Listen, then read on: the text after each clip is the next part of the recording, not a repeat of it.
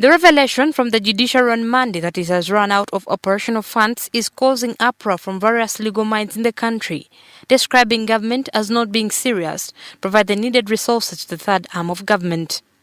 Despite that, the judiciary wants to treat the suspended cases as normal adjournments. Lawyers say it is such that can lead to a lawless country, since most courts are not operational. I'm looking at our country being lawless. Criminals are, walking around freely. But what about the victims? How do they feel about that?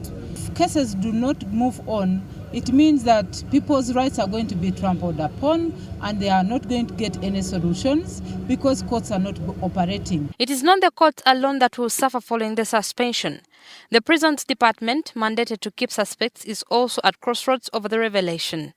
Frank Baine Mayanja, the Uganda prison spokesperson, is worried that history might repeat itself, since various prisoners across the country have of late protested their failure to be produced in courts of law. When such a pronouncement comes, it's a nail in our operations, in the sense that it means that the prisoners, you must have what to tell the prisoners, because with them, considering that they are on remand, they are still innocent until they are proven guilty. The Uganda Law Society, on the other hand, has called for the passing of the Administration of Justice Bill into law. If passed, the bill provides for independent appointment of judges to the courts of judicature and provides appropriate accommodation for judicial officers in the various courts without necessarily waiting for government approval. This bill is important. It provides the judiciary with the muscle to be able to plan for its own affairs.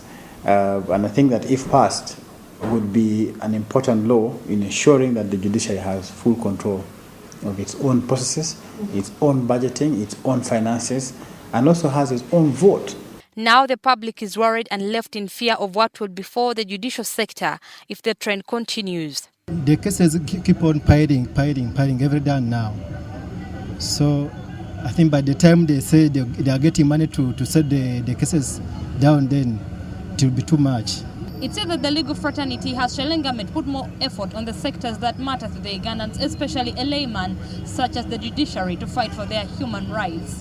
What are government's priorities? Because one day it is the Ministry of Gender, the other day it's Ministry of Lands. It's, at the end of the day, you realize that there are so many institutions, government institutions, that are supposed to administer justice, but still complaints come up. The judiciary is the custodian of law and order. Now, if the judiciary, where people run to for help, where people expect justice, human rights, where they expect redemption, is not funded to that capacity, then there is cause to worry, because where else are we going to run to? The revelation of the judiciary is still creating a heated debate among stakeholders in the country. But one wonders when the fundamental problem will be addressed, as this comes shortly after the appointment of more judges. Shamim Batalwo, WBS News, Kampala.